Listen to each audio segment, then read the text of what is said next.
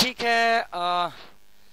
आपने अब तक का आपका क्लास जो है पूरा पूरा एक महीना हो गया आप सबको पढ़ते हुए।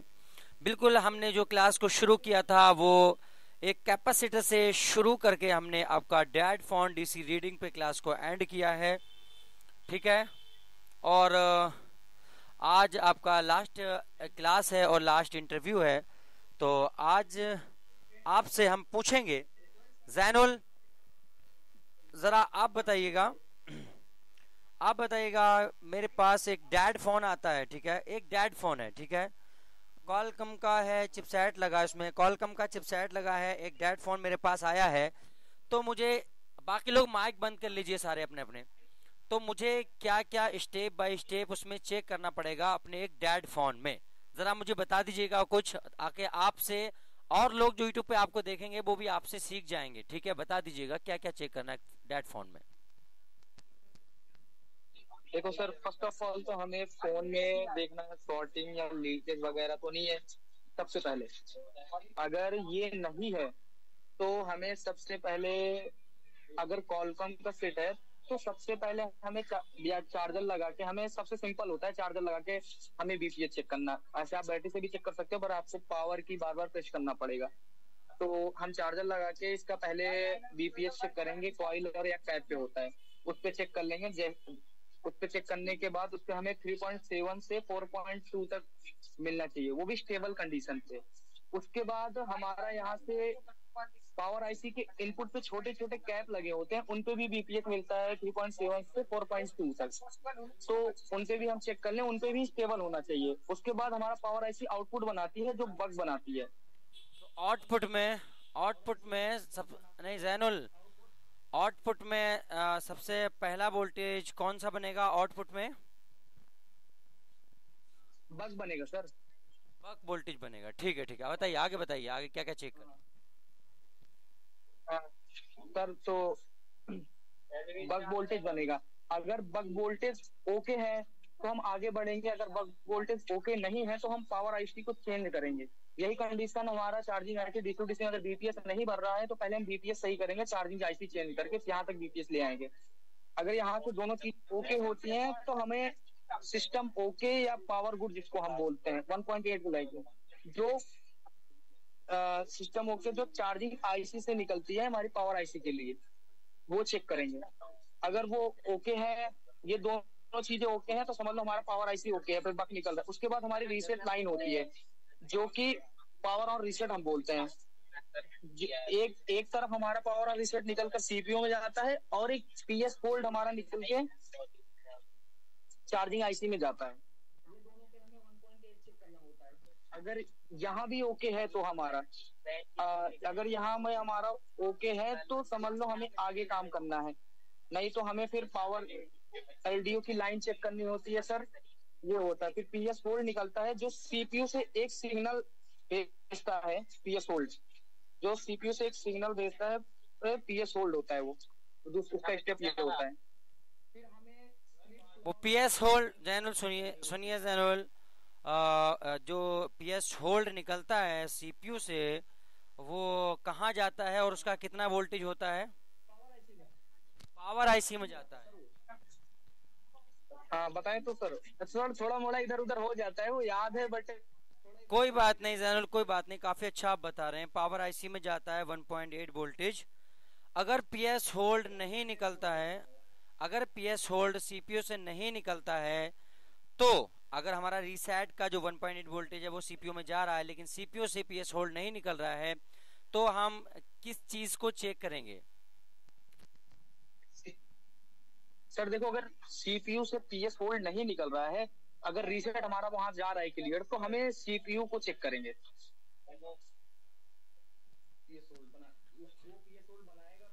ठीक है ठीक है। ऐसे हमारा वोल्टेज स्टेबल कर ले। पीएस होल्ड जब मिलेगा पावर आईसी को तो पावर आईसी के अपने वोल्टेज को स्टेबल करेगी। ठीक है ठीक है, आपने काफी हद तक काफी अच्छा बताया है, काफी हद तक और काफी अच्छा बताया है। मैं आपसे कुछ पूछना चाहूंगा। एमएमसी के और सीपीयू के जो वोल्टेज होते हैं उन्हें हम कौन से वोल्टेज बोलते हैं? लॉजिक वोल्टेज बोलते हैं या फिर डिफॉल्ट ऑन वोल्टेज बोलते हैं या फिर आपको सॉफ्टवेयर ऑपरेटेड वोल्टेज बोलते हैं? क्या बोलते हैं उनको, बताइए। सर वो लॉजिक वोल्टेज बोलते हैं उसको। वो लॉजिक वोल्टेज उनको बोला जाता है, वो बात अलग है कि वो क्या है, डिफॉल्ट ऑन है, यानी फोन के ऑन होने पे बनते हैं। ओके, ठीक है ठीक है। तो अब मुझे बताइएगा जैनुल, मुझे जरा आप बताइएगा कि अगर मेरे फोन में बक वोल्टेज नहीं बन रहे हैं तो क्या एलडीओ वोल्टेज बन सकते हैं या नहीं? नहीं सर, जब बक वोल्टेज बन ही नहीं रहा है तो एलडीओ वोल्टेज कहाँ से बनेगा? बिल्कुल एकदम सही जैनुल आपने बताया, जब बक वोल्टेज नहीं बनेगा तो एलडीओ नहीं बनेगा, क्योंकि कुछ बक वोल्टेज का ही इनपुट जब पावर आईसी को मिलता है वापस, तब एलडीओ बनता है। जैनुल बहुत बढ़िया और बहुत अच्छा आपने बताया एक डेड फोन के बारे में कि हम किस तरीके से हमें रिकवर करना है। ठीक है, अच्छा मुझे जरा आप बताइएगा थोड़ा सा, सतीश भाई आ गए क्या? सतीश भाई,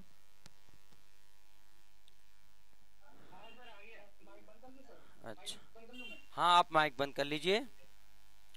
सतीश भाई, आपसे हम कुछ पूछेंगे अब, है वो कौन सा वोल्टेज है और कॉलकम में या मीडियाटेक में किस में ऑन होने से पहले मिल जाता है और किस में ऑन होने के बाद मिलता है, ये बताइएगा। मॉडर्न वोल्टेज के बारे में बताइए, कौन सा वोल्टेज है? मीडियाटेक में फोन ऑन करने के पहले मिलेगा और क्वालकॉम में फोन ऑन करने के बाद मिलेगा सर। और ये बक वोल्टेज है। ये बक वोल्टेज है, ठीक है। अच्छा मुझे बताइए, जो कुछ खास बक वोल्टेज जो होते हैं, जैसे कि आपका कोर वोल्टेज हो गया या बी प्रॉक हो गया या मॉडम हो गया, ये कितने वोल्टेज रहते हैं? 1 वोल्ट या 4 वोल्ट या 5 वोल्ट, कितना वोल्ट रहता है इन लाइन पे, जरा बताइए मुझे।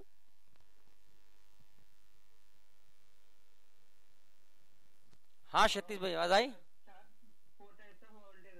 कितना? नहीं, हम डिफॉल्ट ऑन की बात नहीं कर रहे हैं सतीश भाई, हमने सवाल ये किया आपसे कि हमारे जो बक वोल्टेज हैं जो सीपीयू में जा रहे हैं, आपका कोर वोल्टेज हुआ या बी प्रॉक हुआ या मॉडम हुआ, ये इन लाइनों पे कितना वोल्टेज मिलेगा हमें? 0.8 मिलेगा या 2 वोल्टेज मिलेंगे या 4 मिलेंगे या 6 मिलेंगे, कितने वोल्टेज मिलेंगे? 6 वोल्टेज, 6 मिलेगा सर।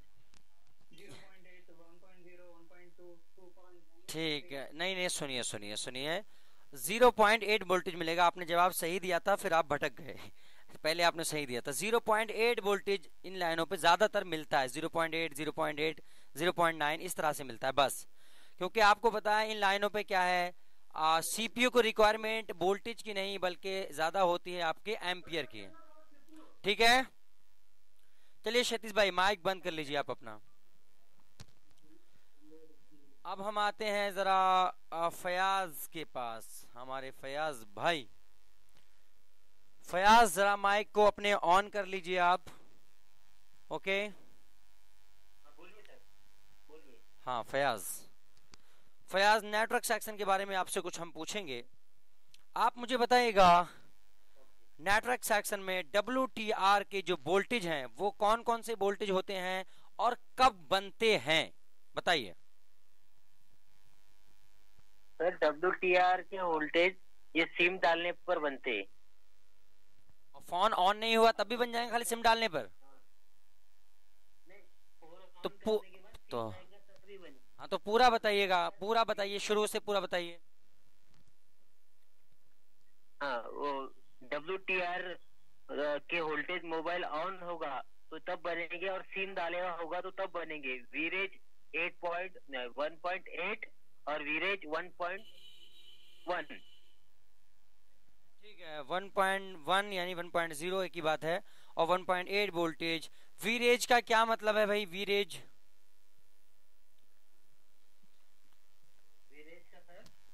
वीरेज का क्या मतलब होता है? ये आपका एलडीओ वोल्टेज होता है, बक वोल्टेज होता है, क्या होता है ये बताइए, कौन सा वोल्टेज है ये? एलडीओ वोल्टेज होता है सर। ये एलडीओ वोल्टेज है, बिल्कुल सही। कहां से आता है LDO voltage? LDO voltage power IC से। पावर आईसी से आता है, ठीक है, बहुत बढ़िया। अगर आरएफएफई क्लॉक, आरएफएफई डाटा, ये आपको जैसे कि मैंने पढ़ाया था सारी आईसीओ से कनेक्ट होता है, अगर किसी भी आईसी से कट जाए एक भी लाइन तो क्या मेरे फोन में WTR का वोल्टेज बनेगा या नहीं बनेगा, बताइए जरा। नहीं बनेगा। नहीं बनेगा। तो इसका जवाब ये हुआ कि 3 चीजें जरूरी हैं। एक फोन का ऑन होना, दूसरा सिम लगा होना, तीसरा RFFE क्लॉक और RFFE डाटा जो हमारा I2C प्रोटोकॉल है उसका कम्युनिकेशन होना सारी आईसीओ के साथ, तब ये वोल्टेज बनेगा। ओके ठीक है। बैंड के बारे में जरा मुझे बताइएगा आप। हमारा बैंड 40 और बैंड 41 ये हमारा लो बैंड है या हाई बैंड है या मीडियम बैंड है? बैंड 40 और 41। 40 और 41 ये अपना हाई बैंड है। ठीक है ठीक है। तो ये हमारे क्या है, हाई बैंड है, और ये हमारे 4G वगैरह कनेक्टिंग में जो है काम करते हैं। ओके ठीक है। अच्छा, बैंड्स के बारे में फुल डिटेल आपको मैंने पढ़ाई थी, बैंड के बारे में, वो आपको सही तरीके से समझ आ गई है? ठीक है चलिए ठीक है ठीक है। अब मुझे जरा आप बताइएगा, डिफॉल्ट ऑन वोल्टेज किसको कहते हैं, सॉफ्टवेयर ऑपरेटेड वोल्टेज किसको कहते हैं? डिफॉल्ट ऑन वोल्टेज वो होता है सर जो कोई सीपीयू से मतलब कोई चीज चालू होने के लिए जो वोल्टेज मिलता है वो डिफॉल्ट ऑन। ठीक है, फोन के ऑन होने पर, ठीक है ठीक है, सही है, सही बता रहे हैं आप। फोन के ऑन होने पर जो वोल्टेज बनता है, फोन के ऑन होने पर जो वोल्टेज बनता है, ठीक है, पहले नहीं मिलेगा, फोन जब ऑन होगा तो मिलेगा, वो आपका होता है डिफॉल्ट ऑन वोल्टेज। ठीक है। और सॉफ्टवेयर ऑपरेटेड, सॉफ्टवेयर ऑपरेटर वो वोल्टेज होते हैं जो सीपीयू और जो सिम डालने के बाद। हाँ ठीक, हाँ ठीक है ठीक है ठीक है ठीक है ठीक है, समझ गए। बस बस हो गया हो गया, आपका जवाब हम बता देते हैं, अल्फाज आपके चेंज हैं, जवाब सही है। सॉफ्टवेयर ऑपरेटेड वो वोल्टेज है जो आपका क्या है, सॉफ्टवेयर ऑपरेट होने के बाद यानी सीपीयू का कम्युनिकेशन होने के बाद बनता है। जैसे कि आपका WTR का वोल्टेज 1.0 1.8 क्या ये सिम डलने के बाद और आपका फोन ऑन होने के बाद, कम्युनिकेशन होने के बाद बनता है। ओके ठीक है। अच्छा मुझे ज़रा एक बात और बताइएगा, क्योंकि मैं फ़खरुल से पूछना चाहता हूँ लेकिन उनकी भाषा ऐसी है कि समझ नहीं आएगी सारे लोगों को, इसलिए मैं बाद में उनसे कुछ पूछ लूँगा। फ़िलहाल के लिए मैं जो है पूछना चाहूँगा फ़याज़ से ही। फ़याज़ ज़रा आप मुझे ये बताइएगा कि अगर मेरे फ़ोन में नो सर्विस की प्रॉब्लम है तो सबसे पहले मुझे क्या चेक करना होगा? चेक इसके WTR के वोल्टेज चेक करना पड़ेंगे सर। अच्छा, EMI नंबर और वेस्ट बैंड चेक नहीं करना है पहले? हाँ, नहीं वो भी चेक करना सबसे पहले बेस्ट बैंड और EMI नंबर चेक करना है। हाँ ठीक है ठीक है, सबसे पहले उनको चेक करना है, अगर नहीं होता तो ये सॉफ्टवेयर का काम है। ओके जैनुल, उसके बाद में जैनुल बताइए, नो सर्विस का इशू है मेरे फोन में, नो सर्विस का इशू है, EMI नंबर ओके है, वेस्ट बैंड ओके है, उसके बाद भी नो सर्विस का इशू है, तो मैं क्या चेक करूंगा पहले? सर सबसे पहले अगर नो सर्विस का इशू है तो सबसे पहले हम WTR की वोल्टेज चेक करेंगे, अगर WTR लगा है तो। ठीक है, WTR के वोल्टेज सपोज कीजिए नहीं मिल रहे हैं तो मैं क्या करूंगा, वोल्टेज नहीं मिल रहे हैं तो? सर वोल्टेज नहीं मिल रहे हैं तो हम सर अगर WTR के वोल्टेज नहीं मिल रहे हैं तो सर हम उसका हाँ ठीक है, उसके हम क्या है, सबसे पहले WTR को चेंज करके देखेंगे। ठीक है, पहला काम क्या करेंगे, WTR को। हाँ फयाज बोलो बोलो। मैं बोलूँ आगे का WTR चेंज करेंगे, सिम डालने के बाद भी उसमें वोल्टेज नहीं आ रहे है तो WTR चेंज करेंगे तब भी नहीं आ रहे तो चेक वोल्टेज चेक करेंगे और I2C लाइन को चेक करेंगे और 2GPA और 4GPA को भी चेक करेंगे, इसमें APT वोल्टेज आ रहे हैं क्या वो चेक करेंगे। उसके बाद में नहीं आ रहे हैं तो I2C लाइन चेक कर CPU रिवॉल्व करेंगे। ठीक है, APT के वोल्टेज चेक करेंगे, 2GPA 4GPA और 3GPA सबके वोल्टेज चेक करेंगे। ठीक है, और कम्युनिकेशन चेक करेंगे, अगर कम्युनिकेशन कटा हुआ किसी से भी तो क्या है, वोल्टेज नहीं आएंगे। और पावर IC को भी अपनी चेक करेंगे। ठीक है, अच्छा ये तो आपका प्रोसेस था। चलिए, आपने काफ़ी हद तक ठीक बताया है। अगर एक दो आपका गलती भी होती है तो कोई इशू नहीं है, क्योंकि फ़ौरन के फ़ौरन सारा परफेक्ट नहीं बता सकते सारे लोग। तो शायद भाई आपका शुरू से आप पढ़ रहे हैं, आपको पूरा एक महीना हो चुका है, क्लास आपका पूरा हो चुका है। आप ज़रा शायद भाई मुझे ये बताइएगा, शुरू से आखिर तक पूरे महीने में आपने कुछ सीखा है या नहीं सीखा है, उससे आपको कुछ फ़ायदा मिला है या नहीं मिला। हमने जो सिखाया वो एकदम एडवांस लेवल था, कुछ न्यू था, आपको कुछ सीखने मिला या नहीं मिला, इस बारे में कुछ बताइएगा शायद भाई। जी सर। सर आपने जो सिखाया है वो सर एडवांस लेवल का तो सिखाया है, लेकिन साथ में जो बेसिक चीजें हुई, जो छोटी छोटी चीजें हुई, वो सब चीजें आप बताते चले। सब इसमें क्या हुआ, हमारा बेसिक भी साथ साथ चलता गया और एडवांस लेवल कंप्लीट भी हो गया। आपने बेसिक भी बताया और बहुत फायदा हुआ इससे, क्योंकि हम लोगों को इतनी जानकारी नहीं थी।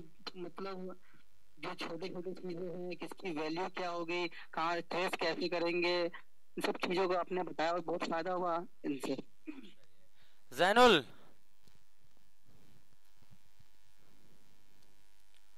जैनुल आपको स्क्रीन पे लिखा हुआ नजर आ रहा है, ठीक है? टी एक्स लिखा हुआ नजर आ रहा है, और टी आर एक्स, ये टी एक्स और टी आर एक्स, इन दोनों का फुल फॉर्म बताइए, क्या मतलब है?